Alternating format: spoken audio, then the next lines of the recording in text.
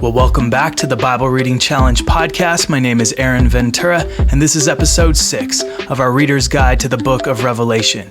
You can find a written version of this episode along with a bunch of other free resources over at localchristendom.com. And if you have questions or other feedback, you can email me at aaronventura@gmail.com.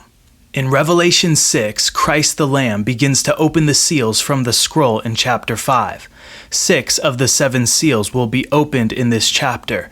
And then in chapter 7, God's people will be sealed. And then in chapter 8, we will have the opening of the 7th and final seal of the scroll.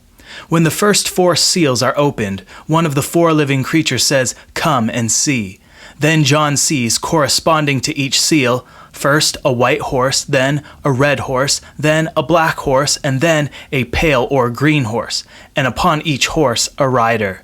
These are the 4 horsemen of the apocalypse that have become famous in pop culture. The identity of these horsemen is a notoriously difficult question, with some commentators identifying them as demonic emperors or the Antichrist, while others identify them as Christ and the church. With such seemingly antithetical interpretations, we should proceed cautiously through this text. After the 4 horsemen go forth at the breaking of the first 4 seals, the 5th seal is opened, and John sees the souls of the martyrs crying out from beneath the altar, saying, "How long, O Lord, holy and true, until you judge and avenge our blood on those who dwell on the earth?" In response to this cry, each martyr is given a white robe and told to rest a little while longer until both the number of their fellow servants and their brethren, who would be killed as they were, was completed. The chapter ends with the opening of the 6th seal, which brings about many of the things that Jesus prophesied would come upon the land in his Olivet Discourse. Compare the following with Matthew 24, Mark 13, and Luke 21. "Behold, there was a great earthquake, and the sun became black as sackcloth of hair, and the moon became like blood, and the stars of heaven fell to the earth as a fig tree drops its late figs when it is shaken by a mighty wind. Then the sky receded as a scroll when it is rolled up, and every mountain and island was moved out of its place. And the kings of the earth, the great men, the rich men, the commanders, the mighty men, every slave and every free man, hid themselves in the caves and in the rocks of the mountains, and said to the mountains and rocks, 'Fall on us, and hide us from the face of him who sits on the throne, and from the wrath of the Lamb. For the great day of his wrath has come, and who is able to stand?'" That's Revelation 6, 12-17. We can see in the opening of these 7 seals a pattern of decreation that corresponds to the 7 days of creation in Genesis 1. Peter Leithart draws attention to these parallels, saying, "The first horse is dazzling white, like the light of day 1. The red horse divides and separates like the firmament of day 2. Grain and fruit trees sprang from the earth on day 3, and the rider on the black horse depletes grain, though fruit trees and vines are protected. The rider on the green horse is death, and Hades comes with him, like the sun and moon. Death and Hades have authority over the earth." When the Lamb breaks the 5th seal, a swarm of martyrs appears under the altar, their prayers ascending like smoke. They are given robes. Swarming things, incense, and clothing are all linked with day 5. The 6th seal reveals humanity doomed, the first fruits of a new humanity protected, the eschatological humanity doing what humanity was created to do, worshiping before the one who spreads his tabernacle over them. Like the account of the 6th day in Genesis 1, the 6th seal is considered longer than the other seals. The silence of the 7th seal, as well as the prayers of the golden altar, link it with the Sabbath of day 7. The Sabbath that closes the week of the seals and simultaneously begins the week of trumpets. The opening of the 7 seals is the first shock of what will become more progressively intense judgments. We are told, for example, that death and Hades are given power over a fourth of the land. Later, when the trumpets begin to blow in chapter 8, judgment falls on a third of the created order. And then when we get to the bowls in Revelation 16, they are poured out on the entirety of creation. When we get to these future chapters, we will explain how these were fulfilled in the 1st century. But for now, let's look at the historical fulfillment of these first 6 seals. Contrary to some commentators who believe these seals take place simultaneously or are merely themes of what will take place leading up to Jerusalem's destruction, I believe the historical effects of these 7 seals do take place in chronological order and are prior in history to the trumpets and bowls of later chapters. However, in order to time these 7 seals, we will need to come to a decision on the identity of the 4 horsemen. Who are they and what do they represent? To this difficult question we now turn. The most common answer to this question of the 4 horsemen when we survey church history is that the first horseman is Jesus, and then the following 3 horsemen signify war, famine, and death. The other most common answer is that these are satanic or demonic powers who possess or influence a Roman emperor, and then there is a difference of opinion over which emperor each horseman refers to. So let me lay out what I believe are the strongest arguments in favor of each view and then tell you which interpretation I take. Alright, so here are what I think are some of the strongest arguments in favor of seeing Jesus as the first horseman riding upon the church. First of all, in Revelation 19, Jesus is riding on a white horse. So perhaps this image in Revelation 6 is that same horse and rider. Second argument, the rider is wearing a crown and goes out conquering. This is the same Greek word that was used in the letters to the 7 churches for overcoming or conquering. Argument number 3, white is used without exception elsewhere in Revelation 14 times as a sign of purity or holiness. Fourth argument, in Zechariah 1:8-10, it says, I saw by night, and behold, a man riding on a red horse, and it stood among the myrtle trees in the hollow. And behind him were horses, red, sorrel, and white. Then I said, My Lord, what are these? And the man who stood among the myrtle trees answered and said, These are the ones whom the Lord has sent to walk to and fro throughout the earth. And then in Zechariah 6, there is a similar scene of chariots and horses. And there, the 4 chariots are identified as, quote, the 4 spirits of heaven who go out from their station before the Lord of all the earth. And then, if you jump ahead to Zechariah 10:3, it says, For the Lord of hosts will visit his flock, the house of Judah, and will make them as his royal horse in the battle. So there is one clear example of a horse being likened to the people of God and God as the rider upon them. The question then becomes, does this apply to the 4 chariots or spirits of heaven, or is that a different symbolic package? What is the relationship between Zechariah 10 and Zechariah 6 and Zechariah 1? Are these all talking about the same thing, or is something different going on? So taking all those arguments together, many commentators identify Jesus as the white rider, and then identify the horse as the church or even the apostles. James Jordan and Peter Leithart go further and apply this to the other 3 horses, saying that Jesus is also the one riding the red horse, the black horse, and even the pale horse. And the plagues that they bring are the effects of the gospel going forth as described in the book of Acts. Let's look now at the arguments in favor of the horsemen being demonic powers. So, in agreement with the view above that takes Zechariah as background to this text, this position would point out that the horses in Zechariah are identified together as being the same in nature. So it is more likely that the riders are either all holy or all evil, which actually Jordan and Leithart would agree with. If the 4th horseman is called Death and Hades, and we take those to be forces of darkness, it would suggest that the other 3 horsemen are demonic as well. Additionally, a Targum of Zechariah 6:1-8 identifies the horsemen as the evil angels of the 4 pagan kingdoms of Daniel 2 and 7. Since we have already seen that Daniel's visions are part of the context of Revelation 5 and following, it would not be surprising for these horsemen to have the same association as we find in Zechariah. So ultimately, it comes down to how do you interpret Zechariah 6, and whether or not those angels there are holy or demonic. The language of these horses walking to and fro upon the earth is found elsewhere in the book of Job to describe Satan.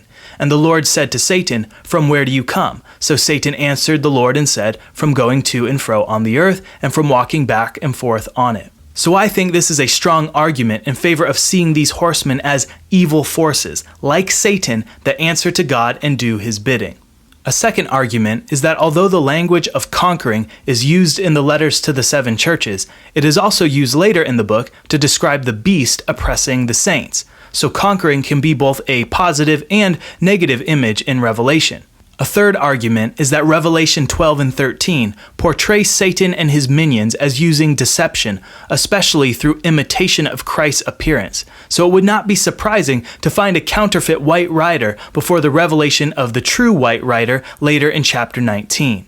Moreover, in the Olivet Discourse, the first warning that Jesus gives is to take heed that no one deceives you, for many will come in my name.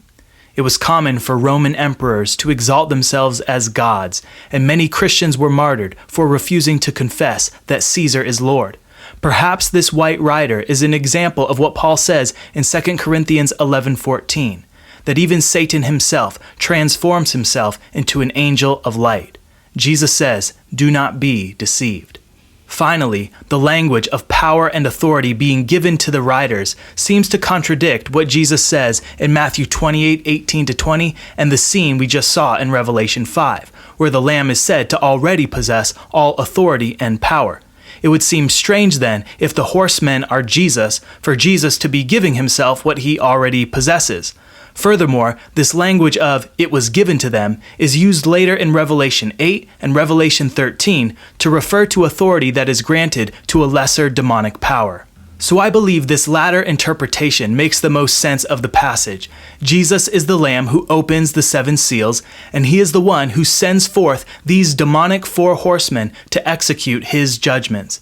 These demonic spirits then possess 4 successive Roman emperors, which we can identify using external sources on Jewish and Roman history.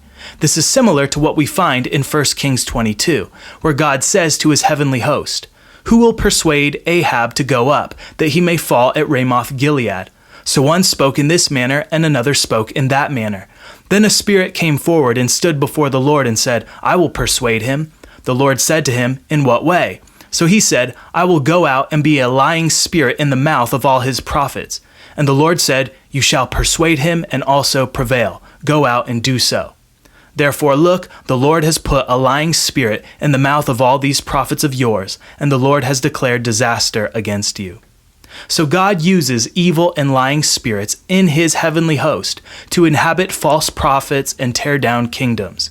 We see also in the book of Job that God uses Satan to afflict his most beloved and righteous servants. God also sent the Apostle Paul a thorn in the flesh, a messenger of Satan, so that his power would be made perfect in Paul's weakness. All demonic and evil powers are subject to Jesus Christ, and I believe we are seeing the same theme play out with these 4 horsemen. So let's talk now about the timing of these 7 seals. When did this happen in history? If we are correct in seeing these 4 horsemen as demonic powers, then we can look for clues as to the timing and identity of the rulers they possess or influence. Since this whole scene begins in the aftermath of the ascension of Christ in AD 30, I believe the first horseman possessed the Roman Emperor Tiberius, who was reigning at that time. And then the other 3 horsemen possessed or influenced the 3 emperors who followed, Caligula, Claudius, and Nero. We know from external sources the dates in which these Caesars reigned, but we can also harmonize this chronology with the book of Acts. For example, we have a clear connection in Acts 11:28 that says, "Then one of them, named Agabus, stood up and showed by the Spirit that there was going to be a great famine throughout all the world, which also happened in the days of Claudius Caesar." Remember that the 3rd seal is the black horse and rider, which brings famine. And so this would support our identification of Claudius as being the 3rd rider. There are many other details that we could look at from external sources that readily connect with what John sees in each seal. If you want to explore this further, I would recommend reading Philip Kaiser's sermons on this chapter. Dr. Kaiser has also noted that there are remarkable similarities between the description of these 4 horsemen in Revelation 6 and coins that we have from antiquity that bear each emperor's image. I have put pictures of these coins on my website, but you can search these for yourself on various numismatics websites. If these similarities are more than a coincidence, a first-century audience would know immediately who John was talking about, and that was signified by the description of each horseman. So let me give you just a verbal description of some of the coins that we have and which you will find on the website. So first of Tiberius, the first seal, the first rider, we have him wearing a laurel crown and riding in a quadriga. And if you don't know what a quadriga is, it is a chariot that is pulled by 4 horses. Second, we have a coin of Caligula with the flying horse Pegasus, who is usually portrayed as white or black, but is often colored red in various artifacts. So he would be the second seal or the second rider. Then we have a coin of Claudius, and this is one with him holding a pair of scales in his hand, which is exactly what Revelation describes this third rider as holding.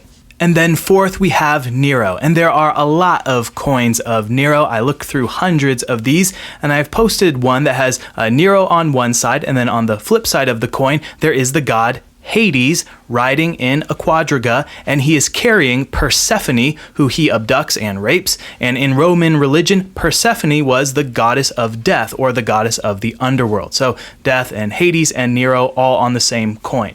So there are also coins with Nero riding upon a horse, and you see one that has him and another horseman right behind him. So really interesting stuff looking into these coins, and it's possible this is just purely coincidental. On the other hand, in God's providence, perhaps he wanted us to have these to give us more insight into this book. So let me summarize and try to bring this all home. My view is that the 4 horsemen are demons that possess 4 successive Roman emperors: Tiberius, Caligula, Claudius, and Nero. Some of the historical effects of these 4 seals can be seen in the book of Acts, which runs from Christ's ascension in AD 30 to Paul's house arrest in Rome in AD 59. And furthermore, by comparing this time period with what we find in extra-biblical sources like Josephus, Suetonius, Tacitus, etc., we can fill out more of these details. We should note that according to Acts 25:11, Paul appealed to Caesar, who was Nero at the time, to adjudicate the Jews' charges against him. Paul knew that Jesus was in control. He is the Lamb who sits upon the throne, and even these demonic emperors must do the Lamb's bidding. Altogether, the 7 seals span the historical time period from AD 30 to AD 66, and you can see a chart of this on the website. AD 66 is a crucial year in the chronology because that is when seals 5, 6, and 7 are opened. I believe this was also the year that the book of Revelation was written. At the opening of the 5th seal, the martyrs cry out for vengeance, but are told to rest for a little while longer. This marks the beginning of the Great Tribulation. The 6th seal then brings about cosmic destruction, events that draw on Old Testament symbolism for the fall of an empire, and which I believe also really took place in history. A great earthquake, comets or stars falling from the sky, mountains and islands moved by tsunamis, etc.